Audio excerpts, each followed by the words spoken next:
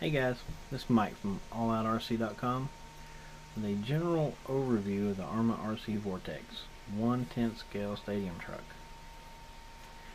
Quickly we'll get into Arrma RC's kind of new company, been around a year or so I guess now since he released the Raider. And there's quite a few reviews of the Raider, the Fury, and one of the Granite out there. So you should be pretty familiar with trucks if you're watching RC videos online at all. The Vortex is the stadium truck version of all those other cars. It's pretty much the same chassis as the Granite, which is a two-wheel drive monster truck. The only difference is being the Granite uses bigger wheels and tires, different shell. Everything else is pretty much the same. I'm not going to get into specifics on the car.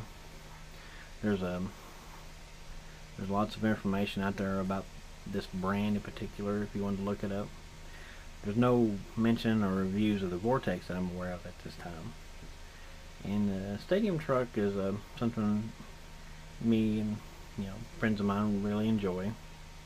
And Vortex was a way for me to gives me an excuse to buy one, as I was really wanting to try out the Arrma line of cars. Have been since I first heard about them. But anyway, and we've had this car now for roughly 3 weeks, and we can say we haven't broke anything on it. I've had a few ball cups pop off.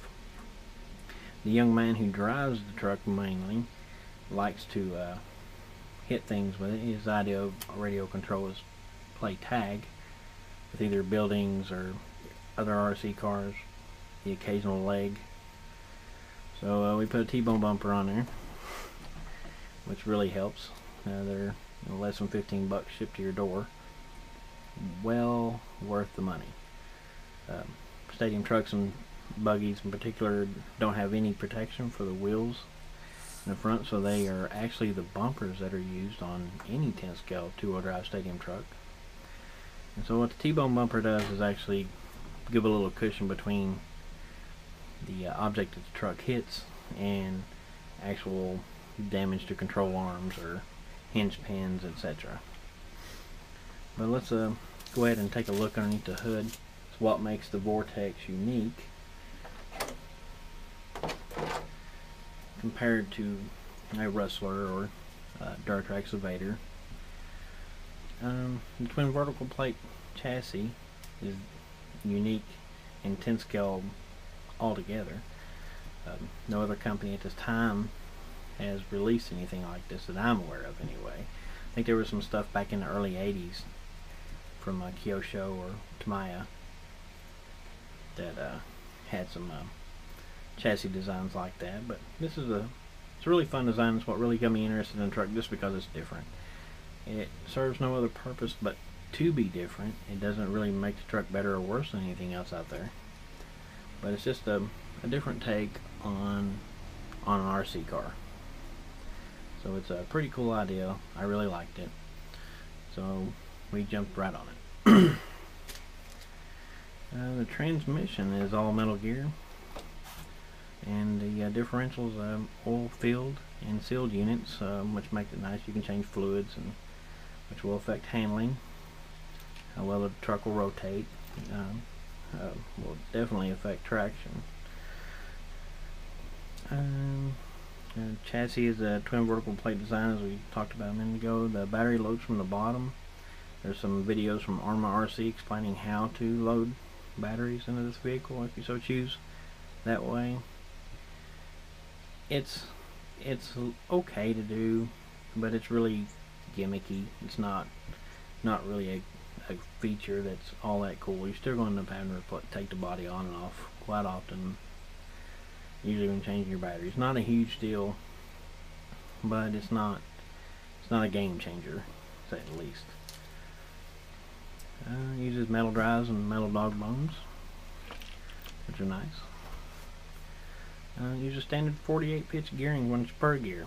Also has a dual padded slipper clutch, much better than single units that some of the other companies use. And what we've done differently on our truck, besides the T-bone bumper, is everything's brushless. We're using a Toro 60 amp with a 4300 kV motor. The motor is 4-poled, and it puts out a lot more torque than most two-wheel drives can get down to the ground, but it's pretty quick. The truck easily is better than 30 miles an hour on 2S LiPo. Speed controller isn't designed to run 3S, so we've with that motor anyway, so we have ordered a 3S pack for a different brushless system we're going to be testing out, and I'll give you feedback on once we receive the batteries for it.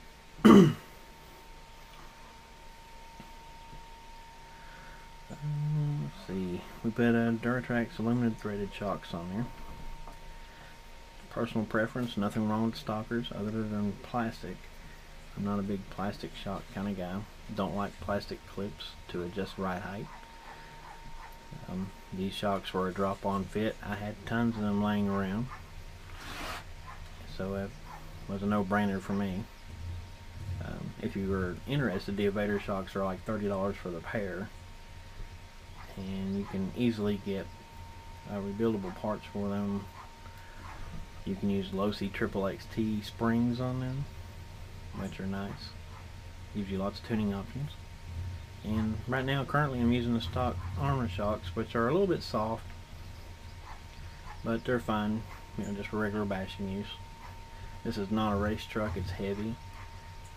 The design makes it that way. I'm sure there's some guys who can, at the club level, will do just fine if you chose to race a truck like this. But don't get it thinking, you've got a T4 or a XXXT or 22T type truck, because it's just not that kind of truck. It doesn't have the adjustability, tunability those trucks have. What this truck is durable, very fun to drive. It's not that hard to work on. A lot of people complained about replacing the servo. It's not really that bad. There is a lot of screws to take out, 20 or 21, something like that, and you can have the whole thing disassembled. If you are used to disassembling and assembling things, you can do this in about 10 to 15 minutes. It's not as bad as it seems. Not the most fun thing to do, but it's not that bad.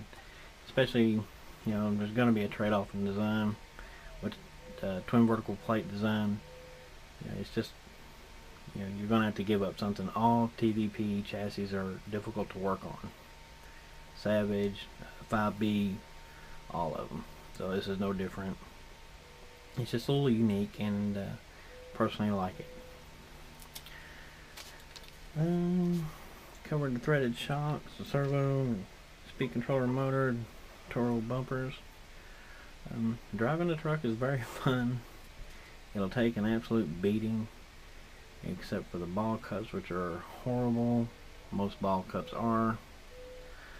I'm gonna upgrade those to Traxxas links, bolt-on style, which will help immensely in that area. Because the only thing we've had break or come loose has been a ball cup continuously popping off on the front end. And with the T-bone bumper, it's really taking care of that, unless it's really a bad hit on something. But that's really about it. The truck's really fun to drive. Durable. Would I buy another? Absolutely. I've got a Raider sitting here. I'm getting ready to unbox, and gonna stick brushless in it same way. And I prefer to bash buggies. Some guys prefer trucks, and I prefer a buggy, so I'm gonna give it a shot also. We've got wheels and tires ordered for this truck. Different. These tires are tires. They're not particularly graded anything, but they will last an eternity. I've got over 20 packs in this car on 2S LiPo and the brushless setup in it, and the tires are showing virtually no wear, and this is between concrete and grass driving, so that's a good thing. They don't hook up particularly well in loose dirt or on the street, nor were they designed to. But we ordered some HPI E-Fire wheels. I'm not sure if the offset's going to be right or not, but ordered them nonetheless. We'll give it a shot and I'll update you as we go on. We're going to do some running videos of the truck. We just got to get them uploaded. And also, once we get the 3S system installed, I'll update you on how everything's holding up as far as the transmission. The of course, the drivetrain in general will be under a lot more stress in. So, but yeah, I'll keep you updated on that. If you would like, you can follow the thread on AlloutRC.com, where we have pretty good discussion about different cars and makes and models. It's a lot of fun. So please feel free to chime in anytime you like. Appreciate it, and hope to see you guys soon. Bye.